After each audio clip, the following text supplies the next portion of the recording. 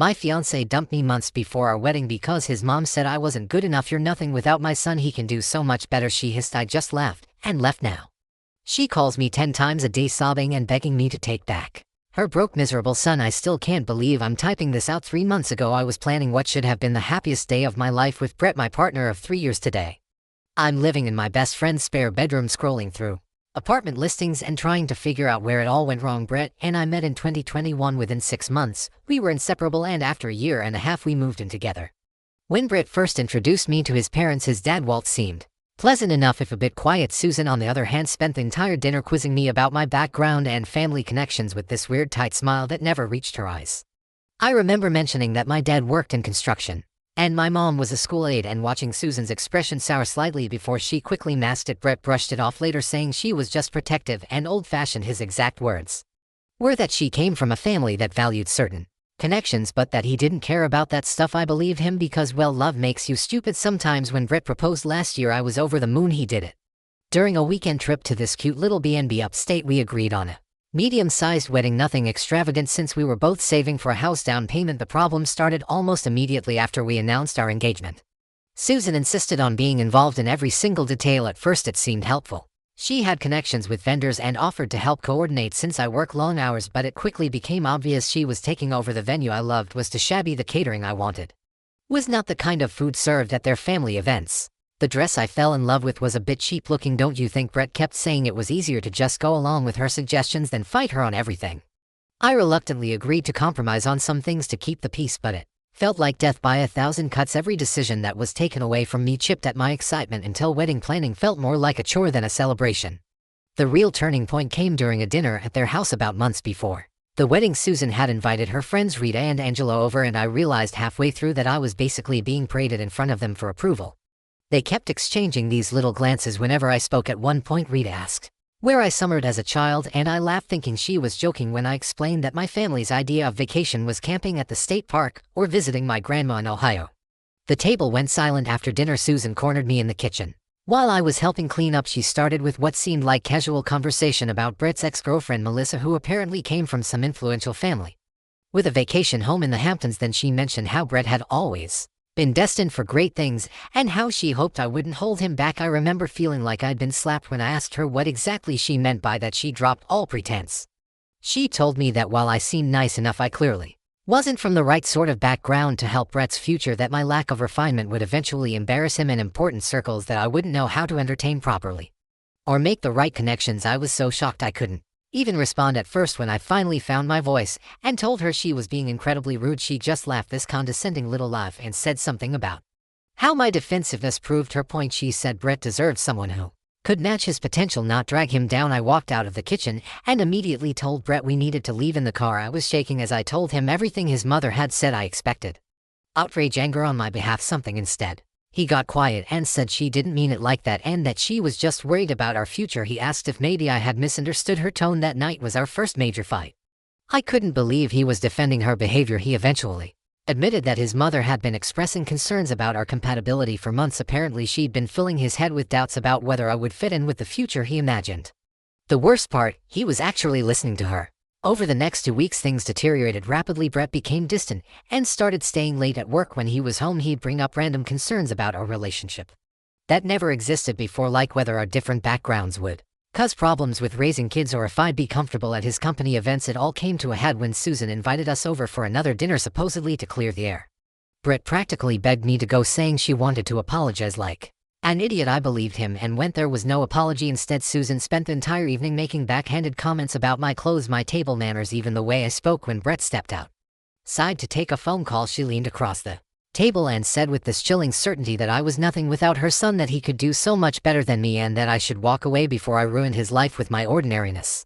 When I started crying, she actually rolled her eyes and said my emotional behavior just proved her point about my lack of composure. When Brett returned, I was gathering my things to leave. When he asked what happened, Susan put on this concerned face and said I had overreacted to some gentle advice about wedding planning. I was done in the car. I told Brett exactly what happened and said he needed to choose: either we cut contact with his mother until she could respect me, or the wedding was off. I expected him to finally stand up for me. He didn't. Instead, he said maybe his mother was right, maybe we were rushing into things, maybe we did come from two different worlds to make it work. The man I loved, who had sworn He didn't care about status or background, was suddenly pairing his mother's. Class's nonsense. I took off my engagement ring and placed it on the dashboard. I told him to drop me at Angela's place instead of our apartment. He didn't even try to stop me when I got out of the car. The next day, while Brett was at work, I packed most of my things from our apartment. I left my key and a note saying I would arrange to get the rest of my stuff later. I blocked his mother's number immediately, though I kept Brett unblocked in case he came to his senses. He texted a few days later with a pathetic message about how he was confused and needed time to think. I replied that there was nothing to think about. Either he was willing to build a life with me based on love and respect, or he wasn't. His response that maybe we should take a break until after his big work project was finished, then reassess. That was my answer. 3 years together and he couldn't even properly break up with me, just wanted to keep me hanging on. While he reassessed, I told him not to contact me again. According to mutual friends, Brett has been telling people we mutually decided to call off the wedding due to different life goals. Meanwhile, I've thrown myself into rebuilding my life. Yesterday, I got a voicemail from Susan. I don't know how she got my new number, but she was sniffling and asking if we could talk about Brett. I didn't listen to the whole thing before deleting it. Whatever drama is happening in their perfect little world isn't my problem anymore. I know this was long, but I needed to get it off my chest. The wedding would have been next weekend. Instead, I'm taking myself on a solo trip to a beach rental I found on Airbnb. Not the honeymoon I am egg, but maybe exactly the fresh start I need. First update. First of all, thank you so much for all the support on my original post. The first month after the breakup was honestly a blur. I stayed on Angela's pull-out couch longer than I planned to. She's literally a saint. Every morning I'd wake up disoriented, reaching for Brett before remembering everything that happened. My appetite disappeared, and I lost 10 pounds without trying. Angela started leaving protein bars on the coffee table because I'd forget to eat. I spent a lot of time just staring at apartment listings without actually calling anyone. Something about making that move felt so final. Angela never pressured me, but after about 3 weeks she gently suggested we go look at a place that had just opened up in her friend's building. The apartment was nothing special, just a small 1-bedroom with a kitchen barely big enough to turn around in, but it was within my budget and only a 15-minute drive from work. I signed the lease the same day. Moving in was another hurdle. I'd left most of my furniture behind at Brett's place because I couldn't deal with arranging movers while feeling like an emotional wreck. Angela and her boyfriend helped me pick up the essentials from IKEA: a bed, a small couch, a dining table that doubles as my desk. The apartment stayed pretty sparse for weeks. I just couldn't muster the energy to make it feel like home. Work became my lifeline. I'd arrive early, leave late, and volunteer for extra projects just to avoid sitting alone in my empty apartment. My team lead noticed and started giving me more responsibilities, just coordinating with other departments, training the new hire, that kind of thing. But it felt good to be needed, to be valued. About 2 months after the breakup, I ran into Nick, Brett's brother, at the grocery store. I almost hid behind the cereal display when I saw him, but he spotted me first. I was surprised when he actually approached me looking genuinely uncomfortable. He told me he was sorry about what happened and that he'd argued with his mom about how she treated me. It was awkward but weirdly validating to hear someone from Brett's family acknowledge that I'd been wrong. That's when I first heard that things weren't going great for Brett. I thanked him for the apology but kept the conversation brief. I wasn't ready to be pulled back into that world even peripherally. A week later, my old college roommate invited me to a party. I almost didn't go, but Angela Practic pushed me out the door, insisting that I needed to remember how to be a person again. She was right, though I'd never admit it to her face. The party was where I met Matt. He was the roommate's cousin, visiting from out of town. We just ended up in the same conversation circle, talking about random things. He asked for my number at the end of the night, and I surprised myself by giving it to him. Our first date was coffee on a Sunday afternoon. Low pressure, casual. He was easy to talk to, and for the first time in months I went hours without thinking about Brett. Matt works in something completely different from Brett's field, lives in a modest apartment similar to mine, and has a refreshingly normal family that doesn't seem to care about summer homes or making the right connections. When I told him about my breakup, the condensed version, he just listened without trying to fix anything or offer platitudes. Around month 3 post-breakup, an unexpected opportunity came up at work. My company was restructuring, creating a new team, and they needed someone to take on more responsibility. My extra efforts over the previous months had apparently not gone unnoticed. My manager encouraged me to apply, though she warned me the position would involve longer hours and more stress. I almost didn't go for it. My confidence was still shaky, but I figured I had nothing to lose. The interview process was grueling. 3 rounds with various department heads, a presentation. I stayed up until 2 a.m. perfecting, and a final meeting with upper management. I honestly didn't think I'd get it. There were other candidates with more experience, but 2 weeks later my manager called me into her office to offer me the position. The promotion came with a significant raise that meant I could finally stop stressing about making rent each month. It wasn't life-changing money, but it was enough to start rebuilding my emergency fund, which had been depleted during the post-breakup chaos. I was still Processing this news when I bumped into Rita, Susan's gossipy friend, at the mall. I was shopping for professional clothes for my new role and she spotted me coming out of a store. She acted overly friendly as if we'd been close before. After some awkward small talk, she dropped what felt like carefully planned information. Brett had lost his job, apparently the big project he'd been working on, the one he'd used as an excuse when asking for a break from our relationship, had fallen apart spectacularly. Something about missed deadlines and poor management. Rita seemed to be watching my reaction closely, so I kept my face neutral while she continued sharing details. Brett had been let go, and according to Rita, he'd been struggling to find his footing ever since. She also mentioned with poorly disguised glee that Melissa had briefly rekindled things with Brett after a breakup, only to end it again after just a few weeks. Rita suggested that perhaps I'd dodged a bullet and winked at me later. That week I had another strange encounter. I was having dinner with Matt at this new restaurant downtown when I spotted Susan across the room. She was with Walt and another couple. I didn't recognize. Our eyes met briefly and I quickly looked away, my heart suddenly racing. I expected her to ignore me or maybe give me one of her famous cold stares. Instead, she actually approached our table while Walt looked on with an expression of mild horror.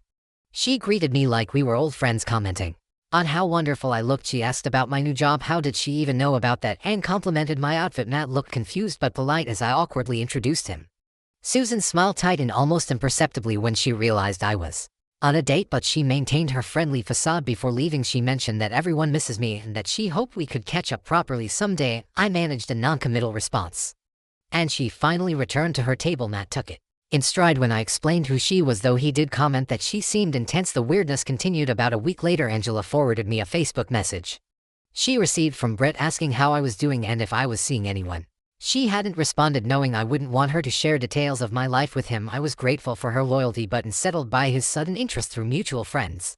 I learned more about Brett's situation after losing his job. He'd apparently moved back in with his parents while job hunting. The perfect life Susan had envisioned for him was crumbling, and from what I heard, she was not handling it well. I tried not to think about them too much. My relationship with Matt was progressing naturally, no rush, just genuine connection. We'd been seeing each other for about 2 months, taking things slow. He came over to my apartment regularly, helping me slowly make the space feel more like home. We installed shelves for my books one weekend and hung some artwork the next, small touches that made the place feel less temporary. My new position at work was challenging but fulfilling. Some days I'd come home completely drained, questioning if I was up to the task, but overall, I was proud of myself for taking the leap. My team respected me and I was finally starting to believe I deserved the opportunity. Then last Friday everything shifted again. I was leaving work when my phone buzzed with a notification, a voicemail from an unknown number. I almost deleted it without listening, probably just another spam call about my car's extended warranty, but something made me play it. It was Susan, her voice thick with what sounded like tears. She said she'd been trying to reach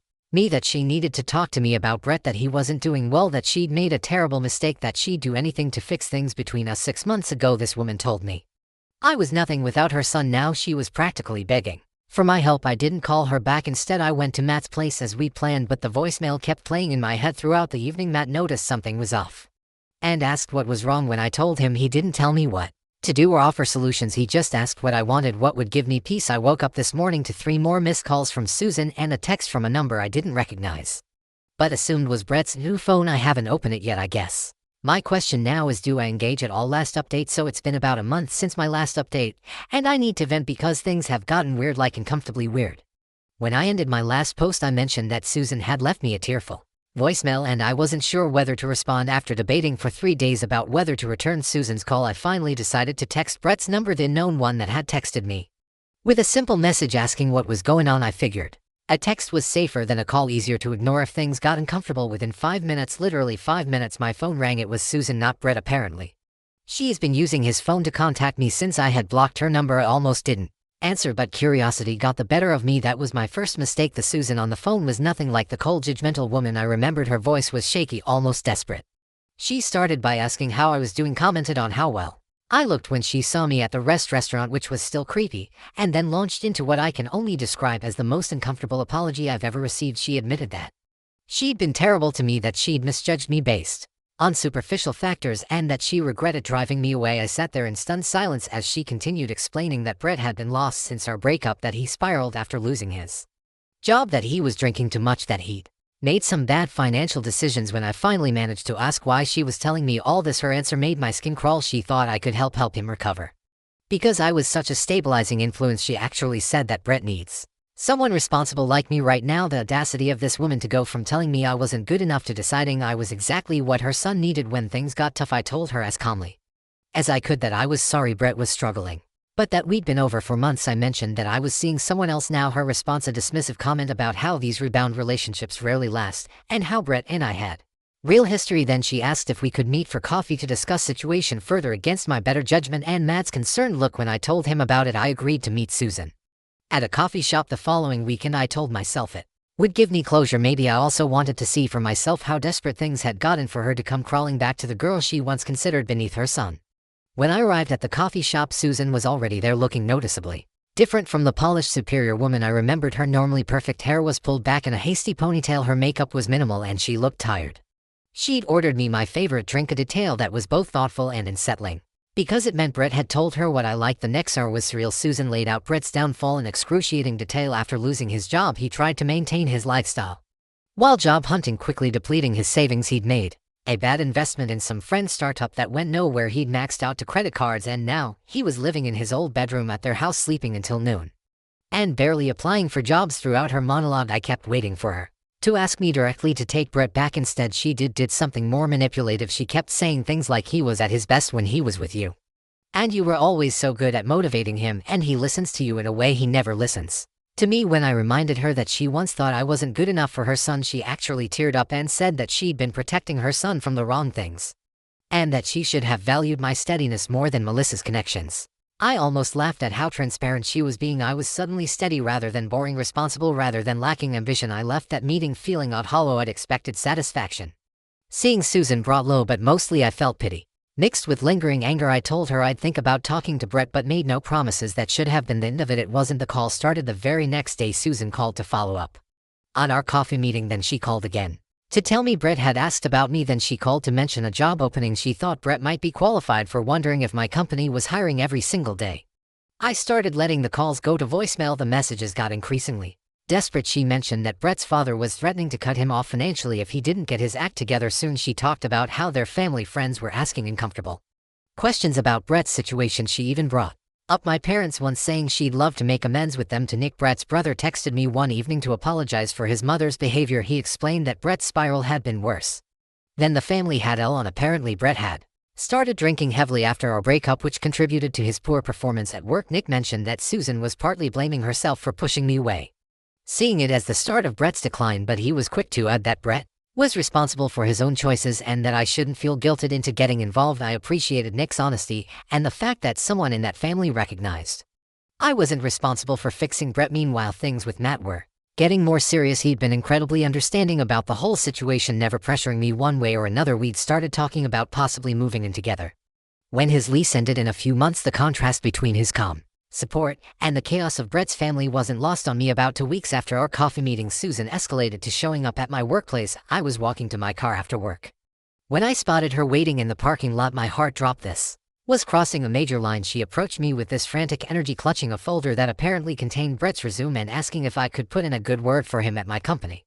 I was livid. I told her firmly that her behavior was inappropriate and that she needed to stop contacting me. Her face crumpled and she started crying right there in the parking lot, saying she didn't know what else to do, that Brett wasn't listening to her, that she was desperate to help her son. A few of my coworkers witnessed this uncomfortable scene, which was mortifying. I ended up guiding Susan to a bench away from the main entrance and telling her as calmly as I could that I couldn't help her or Brett, that our relationship was over and that she needed to respect my boundaries. She left eventually. For the rest of the week, I got curious looks from coworkers who had seen the parking lot scene. Angela, who also works at my company, fielded questions from people wanting to know who the crying woman was. It was embarrassing and infuriating. Then Brett himself finally reached out. He sent a long text message apologizing for his mother's behavior and for how things had ended between us. He admitted he'd made a huge mistake listening to his mother instead of standing up for our relationship. He said he missed me every day and had been too ashamed to contact me directly after everything that happened. Reading his message, I felt nothing, no flutter of lingering feelings,